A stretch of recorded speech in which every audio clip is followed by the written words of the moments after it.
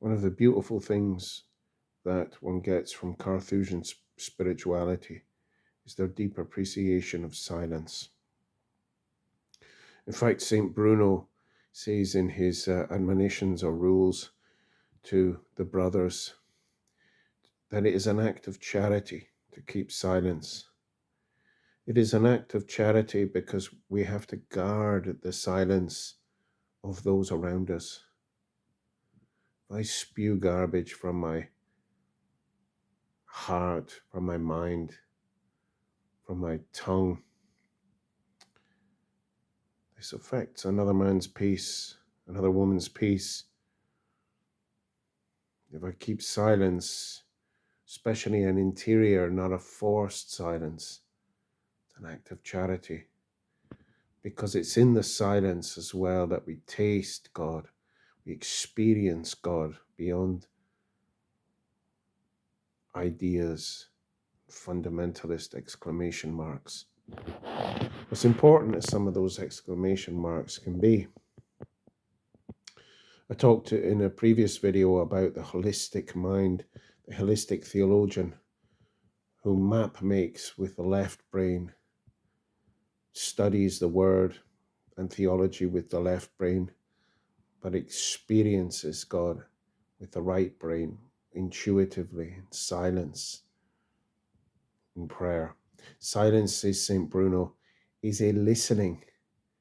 It's not just, he uses the expression, a pebble dropping into a well, or certainly the Carthusian that compiled these writings uses that expression, the pebble dropping down a deep well.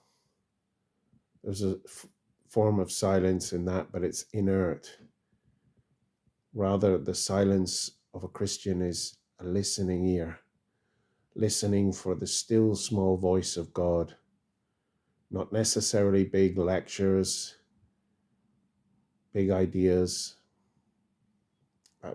not a frenetic listening, an anxious listening, but also a calm, peaceful listening, patient listening. Silence can be forced. I've seen institutions where it's been kind of forced. He writes here, just see. He says that God in fact is silence, in that he is our model. But insofar as that divine silence is profound, it leaves us with freedom of choice. Now no longer a child, but a man, let him not be tossed to and fro, carried about with every new wind. He goes on to say, just before that, let each one therefore listen to the spirit within him and determine what he can admit into his mind without harm to interior converse with God. That is a very, very good maxim for our time. Let each one therefore listen to the spirit within him and determine what he can admit into his mind without harm to interior converse with God. Now, obviously, these men see themselves as called to the vocation of silence par excellence. They even say things like in this chapter on silence that we can't blame the world if it's a noisy place. If we who are entrusted with being temples of God in silence don't commit ourselves fully to our vocation of silence. So they've got a very unique vocation.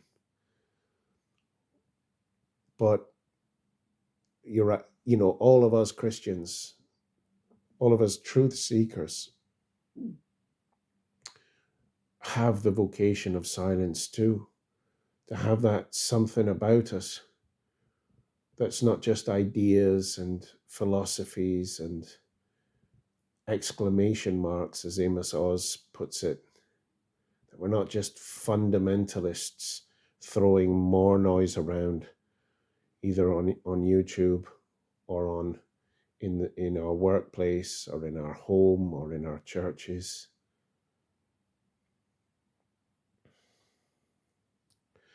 Meditation is very good for that, not as an end in itself, but to still us, to quiet us, to then be able to have that listening ear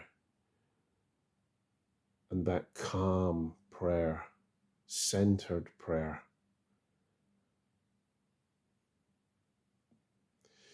So let each person, as St. Bruno admonishes his monks, discern as an adult what they can discern in the Holy Spirit, what they can allow into their minds and their ears, which will not damage their interior converse with God. We do live in very, very noisy times. That's okay. That's our mission field. But do we make it excessively noisy?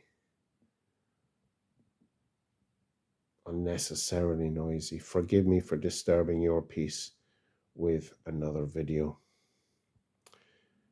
God bless.